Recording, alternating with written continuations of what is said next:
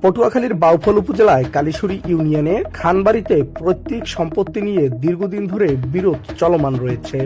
অভিযোগ উঠেছে ছোট ভাইয়ের ন্যায্য অংশ না দিয়ে পুরো বাপদাদার ভিটেমাটি দখল করে খাচ্ছেন বড় ভাই ও মেজ ভাই। ভুক্তভোগীর অভিযোগ অনুযায়ী ছোট ভাইয়ের ঘরতলাকে কেন্দ্র করে বড় ভাই মৃত্যু সালাম ও মেজ ভাই কালামের সন্তানরা মিলে একত্রিত হয়ে বিভিন্নভাবে বাধা সৃষ্টি করে আসছেন। এখানে যে জায়গা পাবো সেই জায়গার বুঝ আমি পাইনি, কারণ আমি তো জায়গা পাবো, কিন্তু সে আমার লাগে আমার ভাই সেটা বলবে যে না কি হয়েছে আমার কাছে, আমার মিস্ত্রির উপরে কেন হামলা করলো, মিস্ত্রির উপরে কেন হামলা করলো। এখন আপনার মূল দাবি আমি জায়গা বুঝতে চাই। কার কাছে? আমি চাই আমার ভাইয়ের কাছে, বড় ভাই মেজ ভাই হেরা আমার জায়গা হেরা নিয়ে দখল করে নিচ্ছে। আমার জায়গা আমি পাবো, আমি 2% জায়গা পাবো, আমার জায়গা আছে 70 বাকি জায়গাটা আমার দখলে নাই। কারণ এই জায়গাটা আমি চাইলে হেরা বলে যে আদালত করে তোমার জায়গা নাও, কিন্তু আমার বাপ দাদার পিতৃ সম্পত্তির মালিক আমি, হেরাও যা পাইবে আমি হে পাবো। এক পর্যায়ে ছোট ভাইয়ের ঘরে কাজ করতে আসা শ্রমিককে বেধড়ক মারধর করে মেজ ভাই কালাম।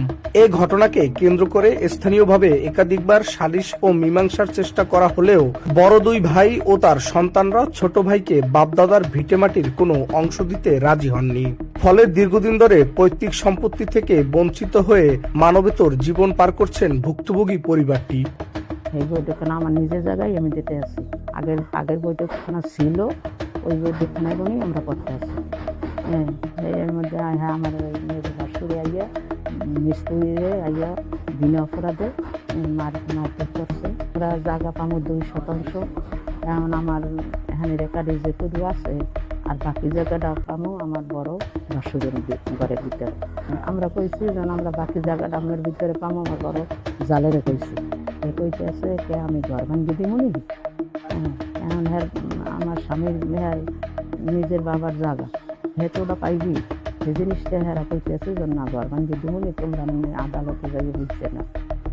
স্থানীয় সূত্রে জানা যায়, এ বিষয়ে বাউফল থানা পুলিশকে অবগত করলে একটি টিম একবার ঘটনাস্থল পরিদর্শন করলেও এখন পর্যন্ত কোনো কার্যক্রম বা কোনো ব্যবস্থা নেয়নি। এমতো অবস্থায় ভুক্তভোগী ছোট ভাই ও তার পরিবার আইনিভাবে বাপদাদার পৈতৃক সম্পত্তি ন্যায্য অংশ বুঝে নেওয়ার জন্য প্রশাসনের হস্তক্ষেপ কামনা করছে। মোহাম্মদ আবু রায়হান, ডেস্ক রিপোর্ট, দৈনিক সংবাদ, পটুয়াখালী।